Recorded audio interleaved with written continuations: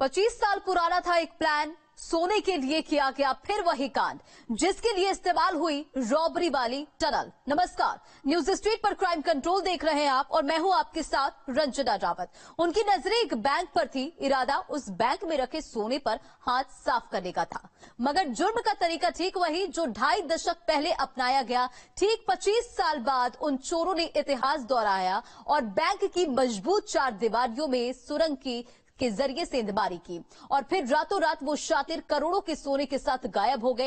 एक रात में बैंक की तिजोरी पर बेहद शातिराना तरीके से हाथ साफ कर दिया गया और करोड़ों के सोने के साथ वो लुटेरे फरार हो गए। बेहद सोची समझी साजिश के तहत हुई चोरी की उस वारदात और उस वारदात का 25 साल पुराना कनेक्शन क्या है, सब कुछ बताएंगे, लेकिन उससे पहले क्राइम की सुर्खियों पर नजर।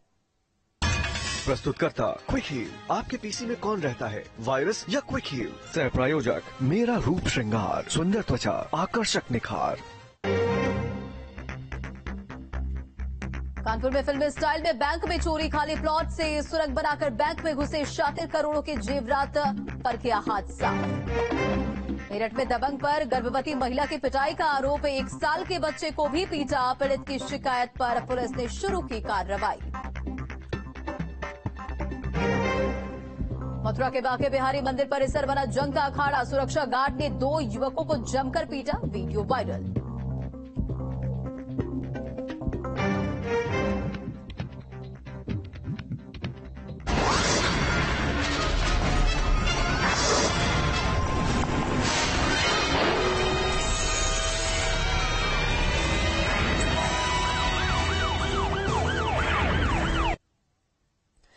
दिसंबर की वो चोर बेहद शातिराना तरीके से बैंक के अंदर घुसे, दीवार को तोड़कर बैंक के अंदर सेंधमारी हुई और फिर इससे पहले कि किसी को चोरी की कानो कान खबर मिल पाती, बैंक के गोल्ड चेस्ट में रखा पूरा सोना लेकर वो शातिर निकल जाते हैं। अगले रोज जब बैंक के अधिकारी बैंक के अंदर दाखिल होते हैं तो बैंक के अंदर रातों रात पूरा सोना साफ हो चुका था। बस एक रात में बेहद फिल्मी अंदाज में बैंक के अंदर सेंधमारी हुई। एक सुरंग के रास्ते वो चोर बैंक के में रखा सारा जो सोना था वो लेकर फरार हो गए और एक रात में बैंक का गोल्ड चेस्ट साफ करने वाले उन चोरों का तरीका जितना फिल्मी है उतना ही शातिराना भी। एक रात में गोल्ड चेस्ट साफ, दीवार तोड़कर बैंक में सेंधमारी, सुरंग से सोना लेकर निकले शातिर, रातों रात सोने पर किया हाथ साफ, करोड़ों के सोने के साथ शातिर फरार, 4 फीट की चौड़ाई, 8 फीट की गहराई। कानपुर के उस खाली प्लॉट में बनी सुरंग के अंदर अगर आप दाखिल होंगे, रास्ते का दूसरा छोर आपको स्टेट बैंक स्ट्रांग रूम तक पहुंचा देगा। एक बेहद सटीक तरीके से चोरों ने वारदात को अंजाम दिया। एक सोची समझी साजिश के तहत बैंक में सेंधमारी हुई। निशाना सीधे बैंक में रखे सोने पर था, किसी को कानो कान खबर भी नहीं लगी और रातों रात बैंक के अंदर से करोड़ों का सोना गायब हो गया। एसबीआई की भौती ब्रांच में प्रातः थाने पे इन्होंने सूचना दी कि इनके स्ट्रांग रूम में जहाँ पर कैश चेस्ट है और उसके बगल में गोल्ड चेस्ट है, तो बैंक के पिछवाड़े से स्ट्रांग रूम के बाहर से ही एक इनकी अपनी बाउंड्री वॉल बनी हुई है, उसमें झाड़ी झंकार है, उसके अंदर से सुरंग लगा के इनके स्ट्रांग रूम में चोरों ने एंट्री करके गोल्ड का जो चेस्ट था उसका जो दरवाजा है उसको किसी रॉड से खोला है तथा संपूर्ण गोल्ड उसमें से चोरी कर लिया गया है।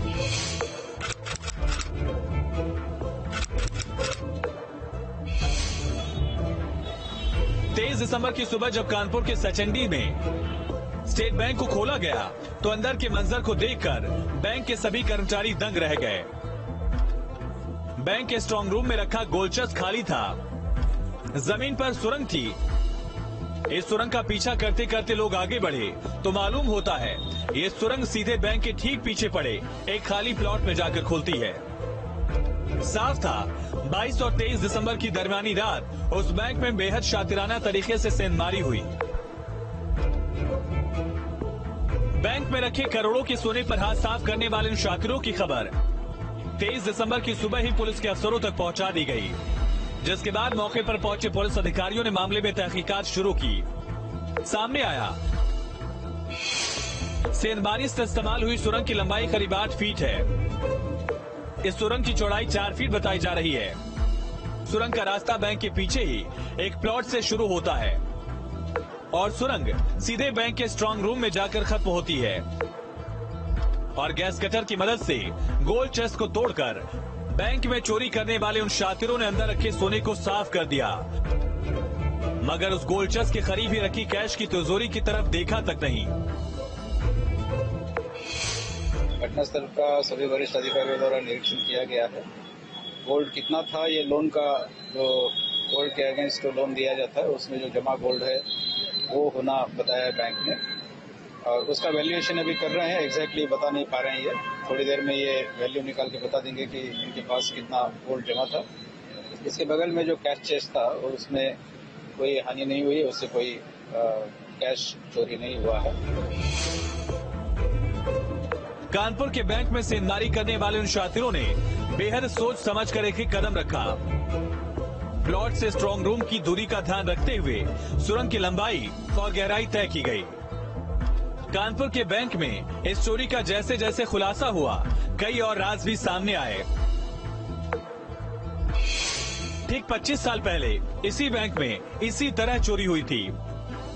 1997 में भी सुरंग से इसी तरह बैंक में सेंधमारी की गई थी। 25 साल बाद फिर एक बार सुरंग के रास्ते ही बैंक में चोरी की गई। 8 फीट लंबी सुरंग से चोर सीधे स्ट्रांग रूम पहुंचे, जहां एक ड्रिलर की मदद से फर्श को तोड़कर वो चोर कमरे में दाखिल हुए। फिर गैस कटर से सोने वाली तिजोरी को तोड़ा गया। करीब 1 किलो 812 ग्राम सोना लेकर फरार हो गए। जांच हुई तो पता चला स्ट्रांग रूम में लगा सीसीटीवी कैमरा बहुत पहले से खराब है।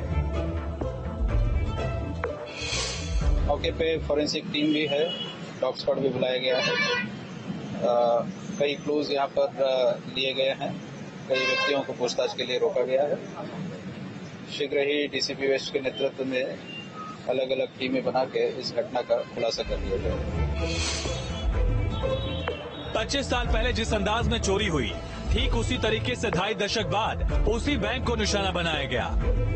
इरादा सिर्फ और सिर्फ सोने पर हाथ साफ करने का था, लिहाजा बैंक के स्ट्रांग रूम में दाखिल हुए चोरों ने सिर्फ सोने पर ही हाथ साफ किया। उस लॉकर के करीब ही रखी करीब 35 लाख रुपए की रकम को वो शातिर यूं ही मौके पर छोड़कर फरार हो गए। सुरंग से सोने पर हाथ साफ करके वो शातिर निकल चुके हैं। सुरागों की बिना पर चोरों की तलाश जारी है, मगर 2.5 दशक के बाद ठीक उसी अंदाज में हुई चोरी ने पुलिस को सोचने पर मजबूर कर दिया है।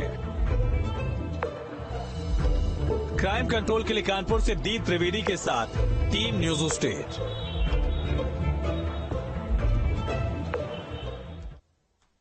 हसीन आंखें, फरेबी इरादे, दिल में धोखेबाजी की फितरत और जहन में लूट की नियत।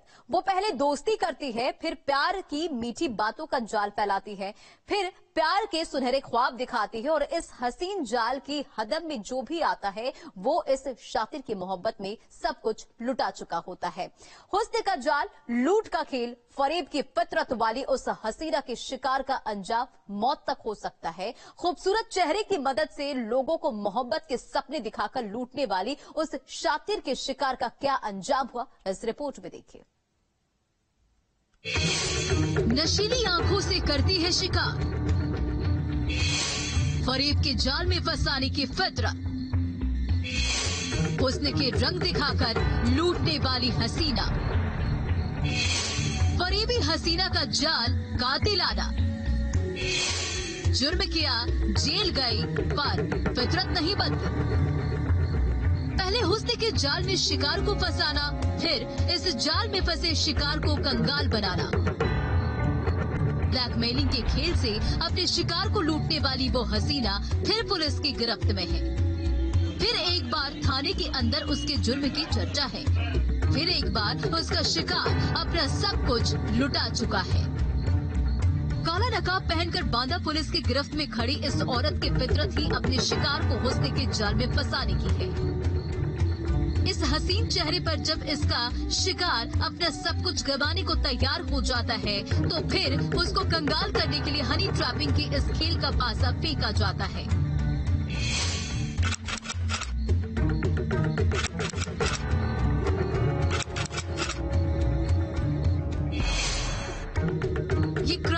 स्टोरी बांदा की उसी राहिला बेगम की है, जो पेशे से तो ब्यूटिशियन है, मगर इस पेशे की आड़ में लोगों को प्रेम जाल में फंसाकर लूट का काला धंधा चलाने का खेल भी खेला जाता है।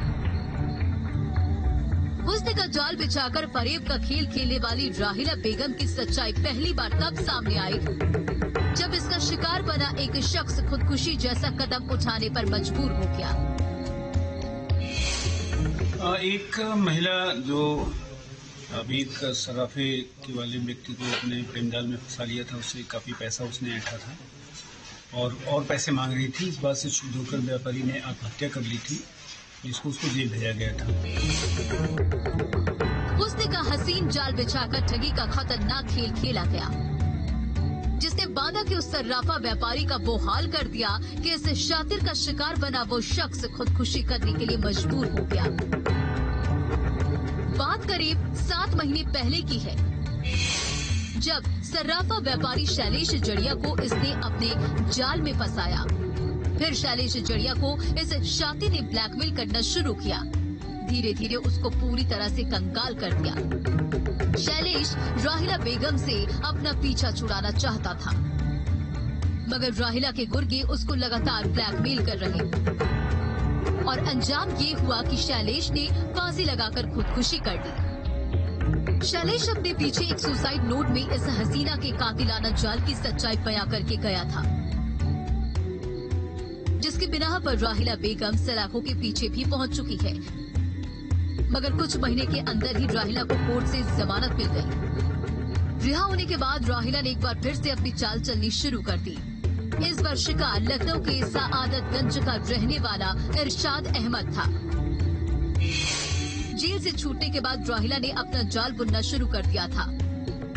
सबसे पहले तो उसने सोशल मीडिया की मदद से लखनऊ के इरशाद अहमद से दोस्ती की, फिर हुस्न का जाल दिखाकर उसके करीब आ गई।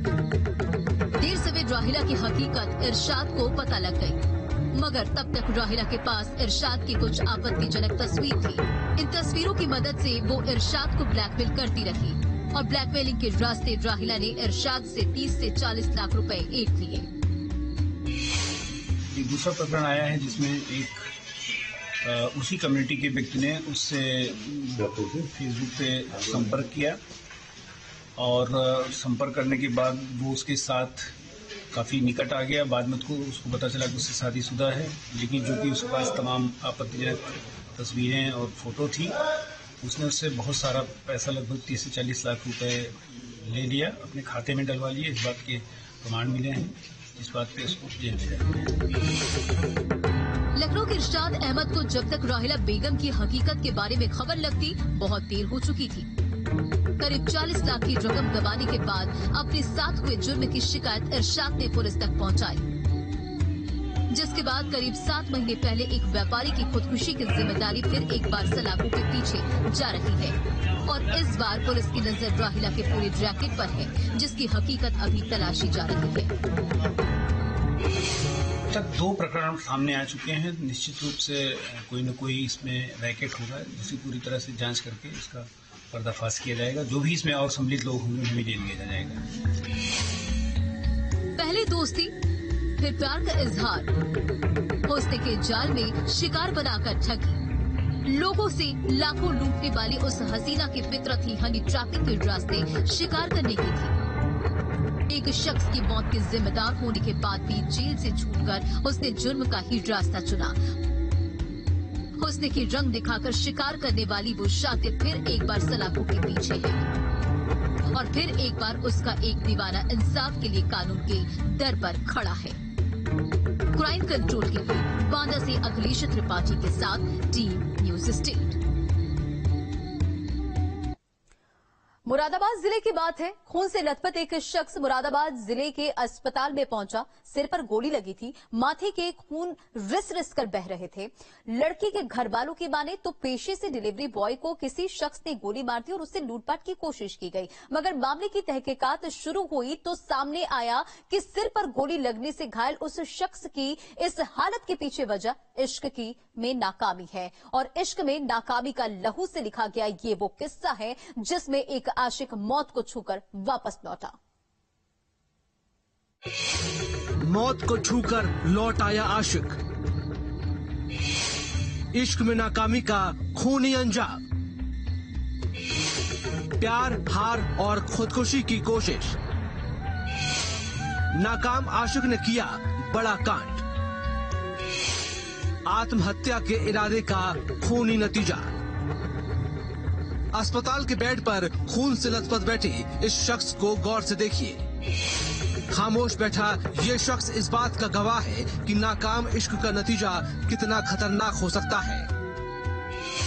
थाना सिविल लाइंस का मामला है। ये चौकी अगवानपुर क्षेत्र में एक व्यक्ति, उसको गोली लगी हुई हालत में अस्पताल लाया गया था। यद्यपि उसके परिजनों ने किसी प्रकार की पुलिस को या 112 पर सूचना नहीं दी थी।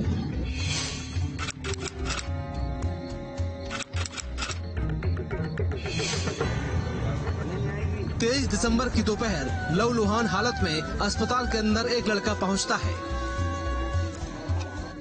सिर पर गोली का घाव इस बात का जीता जागता सबूत था कि हमले के पीछे इरादा जान लेने का था। मगर घर वालों के साथ अस्पताल पहुंचे उस लड़के के साथ क्या हुआ, इस बात की किसी को कानो कान खबर नहीं थी। जब पूछताछ शुरू हुई तो लड़के का दावा था कि उस पर जानलेवा हमला किया गया। मेरे घर के पीछे एक घूमने का पार्किंग बनी हुई है, जैसे फ्लोटिंग वोटिंग करते हैं। मैं 3:30 पौने 4 बजे घर से निकला था और निकल के एक राउंड मार के घर पे आ रहा था। पीछे से 2 बाइक सवार बंदे आए, मुंह पे मास्क बांध के, और वो गोली मार के चले गए। आप जानते हो उन्हें? नहीं सर, मैं मास्क पहन रखा था, मैं उन्हें पहचान नहीं पाया कौन थे कौन नहीं। किसी पर शक है किस वजह से हमला किया है? नहीं सर, ऐसा कुछ है।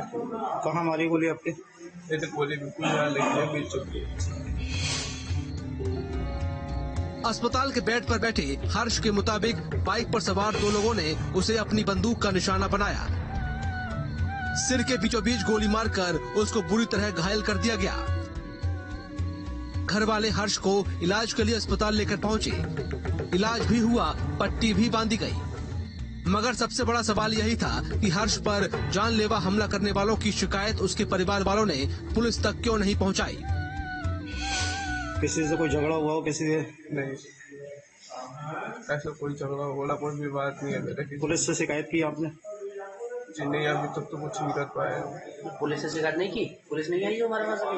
नहीं, हाँ पुलिस अभी आई, मतलब हमने कोई ऐसे कंप्लेंट नहीं की। तो कैसे आई पुलिस? मतलब पुलिस यहाँ पे हम जब हॉस्पिटल में आए तो हॉस्पिटल में पुलिस आई। हर्ष या उसके घर वालों की तरफ से तो इस वारदात की खबर पुलिस तक नहीं पहुंची। मगर अस्पताल से मिली जानकारी के बाद पुलिस के अफसर जिला अस्पताल पहुंचे। हर्ष की हालत की जानकारी लेने के साथ ही मामले में तहकीकात आगे बढ़ाई गई, जिसके बाद धीरे धीरे उस सच से पर्दा उठने लगा जिसको हर्ष और उसके घर वाले अभी तक छिपाते चले आ रहे थे। लेकिन जब पता लगा कि कोई व्यक्ति गनशॉट का इंजर्ड है तो वहाँ जानकारी की गई। जहाँ वो रहता है एक किराए के मकान में, वहाँ जाके बात की गई तो वहाँ पता चला कि उस घर के अंदर से ही जिसमें ये रहता था वहीं एक फायर की आवाज हुई थी। उसके मकान मालिक ने इस आवाज को सुना था। घर के आसपास जब पुलिस ने तहकीकात शुरू की तो धीरे धीरे इस गोलीकांड पर पड़ा राज का पर्दा हटना शुरू हो गया। हर्ष के मकान मालिक ने घर के अंदर ही गोली चलने की आवाज सुनी, लिहाजा साफ हो गया कि अब तक हर्ष और उसके घर वाले जो कहानी बताते आ रहे थे उसमें कोई न कोई झूठ छिपा हुआ था। मामले की तहकीकात जैसे जैसे आगे बढ़ी तो धीरे धीरे इस जुर्म का राजफाश होना शुरू हो गया। तो घर वालों ने बताया कि इसकी कुछ तबीयत खराब हो गई है। फिर पूछने बताया कि वो स्टूल से गिर गया है। इस तरह से अलग अलग बातें वो लोग कर रहे थे और उनको लाके जब उन्होंने जिला अस्पताल में उसको भर्ती कराया, वहाँ उस लड़के से पूछताछ की गई तो प्राथमिक रूप से उसने कुछ इधर उधर की बातें कर रहा था वो। लेकिन जब उससे पूछा गया तो फिर उसने बताया कि कोई प्रेम प्रसंग का मामला है जिसमें वो परेशान होकर उसने आत्महत्या का प्रयास किया था। हर्ष काफी देर तक पुलिस को गुमराह करने की कोशिश करता रहा, मगर जैसे जैसे पूछताछ आगे बढ़ी तो सच्चाई शीशे की तरह साफ होना शुरू हो गई।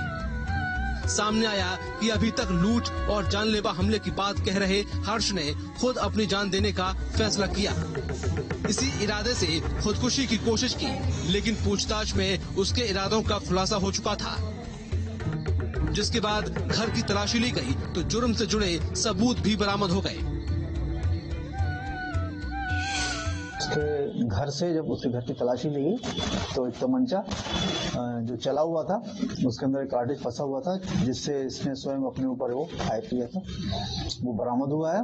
इसके विरुद्ध एक आत्महत्या करने के प्रयास और साथ ही अवैध तमंचा रखने के लिए एक अभियोग पंजीकृत किया गया है और इसमें इसके विरुद्ध वैधानिक कार्यवाही की जा रही है। मोहब्बत में नाकाम होकर उसने जान देने का फैसला किया। खुदकुशी के इरादे से अपने ही सिर पर बंदूक तानी और एक गोली से अपनी मौत लिखने की कोशिश की। प्यार में नाकाम होकर जान देने का इरादा रखने वाले उस आशिक की हकीकत जैसे ही खुली, पुलिस ने उसको जुर्म के लिए अरेस्ट कर लिया। जान देने के रास्ते पर चलने वाला हर्ष अब अस्पताल से सीधे जेल की सलाखों के पीछे पहुंच चुका है। पुलिस उसके जुर्म के हिसाब से क्राइम कुंडली तैयार कर रही है। क्राइम कंट्रोल के लिए मुरादाबाद से मोहम्मद इमरान के साथ टीम न्यूज स्टेट। उस महिला को एक मंचला परेशान कर रहा था, इस कदर परेशान कर रहा था कि महिला का घर से निकलना मुश्किल था। कभी रास्ते में छेड़खानी तो कभी बीच सड़क पर अश्लील हरकत। उस महिला ने अपने साथ हो रही छेड़छाड़ की खबर पुलिस तक भी पहुंचाई, मगर पुलिस की तरफ से लापरवाही हुई, जिसके बाद उस मंचले का हौसला और भी बढ़ गया। धीरे धीरे छेड़छाड़ की वारदात में इजाफा होता गया। 23 दिसंबर के रोज उस महिला ने ऐसा कदम उठाया जिसकी शायद किसी को उम्मीद नहीं थी। मंचले की छेड़खानी से परेशान उस महिला ने फांसी से झूलकर अपनी जान दे दी। मगर उस मौत के पीछे सवाल यही कि क्या खुदकुशी का जिम्मेदार सिर्फ वो आशिक है या फिर वो पुलिस भी, जिसने पूरे मामले को नजरअंदाज किया। आगरा के उस मकान के इर्द गिर्द अजीब सी कौतूहल थी। लोगों की भीड़ ने एक घर को घेर रखा था। वहां मौजूद हर शख्स हैरत में था, क्योंकि उस मकान के अंदर एक महिला ने फांसी के फंदे से झूलकर अपनी जान दे दी। 23 दिसंबर की सुबह आगरा के उस मकान का दरवाजा खुला तो एक कमरे के अंदर का स्याह सच सुनकर लोग सन्न रह गए। उस अंधेरे से कमरे में फांसी के फंदे पर एक महिला का बेजान जिस्म झूल रहा था। 22 साल की वो महिला फांसी के फंदे को गले लगाकर मौत की नींद सो गई। खुदकुशी के पीछे वजह था वो मंचला, जिसके एक तरफा इश्क ने महिला का जीना मुश्किल कर दिया था।